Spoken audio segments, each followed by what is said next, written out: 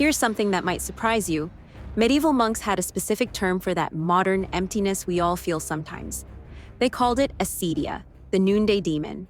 And it might explain more about our current social challenges than we realize. That's fascinating. How does an ancient religious concept connect to modern life? Well, it's really about this spiritual listlessness that the monks identified. But what's remarkable is how it manifests in our hyper-connected world. The text we're exploring actually draws a direct line between this ancient concept and modern political systems. You know what immediately comes to mind? That biblical warning about being neither hot nor cold. Exactly. And here's where it gets interesting. The text suggests that this lukewarm state isn't just about individual spiritual struggles anymore. It's become systematically embedded in certain social structures that encourage passive disengagement. So you're saying there's a connection between political systems and spiritual well-being? The text makes a pretty bold claim about this, suggesting that socialism and its offshoots might actually foster this state of acedia.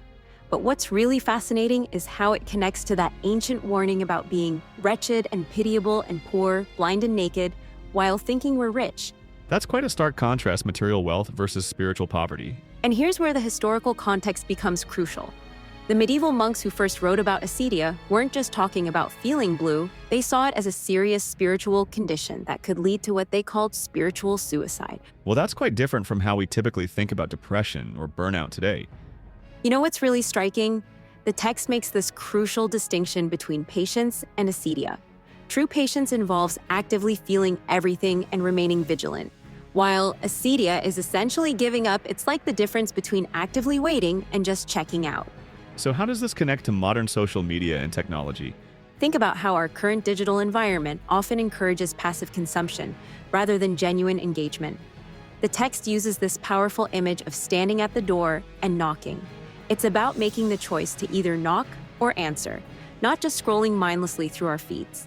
That's a powerful metaphor for our times. And what's particularly relevant is how the text addresses this idea of refinement through difficulty. It talks about gold tested in fire, suggesting that real value, whether spiritual or social, comes through challenge rather than comfort. That seems to challenge a lot of modern assumptions about progress and comfort. Exactly. And here's where it gets really interesting. The text acknowledges human limitation with phrases like, attempting albeit badly, but suggests that this honest struggle is far more valuable than comfortable numbness. It's about choosing to engage, even when it's difficult.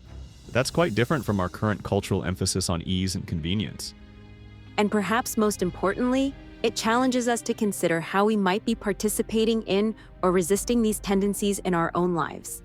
Are we actively engaging with the world and others, or are we allowing ourselves to slip into that comfortable numbness that the text warns against? So what's the takeaway for our modern context? Well, I think it's about recognizing that this ancient wisdom might have something crucial to tell us about our current situation. Whether we're talking about political systems, social media, or personal spiritual practices, the challenge remains the same. Choosing active engagement over passive withdrawal. Choosing to feel everything rather than nothing at all. That's quite a challenging message for our comfort-oriented culture. Indeed, and maybe that's exactly why we need to hear it now more than ever. The text suggests that the real danger isn't in failing or struggling, but in giving up the struggle altogether and becoming lukewarm, rather than either hot or cold.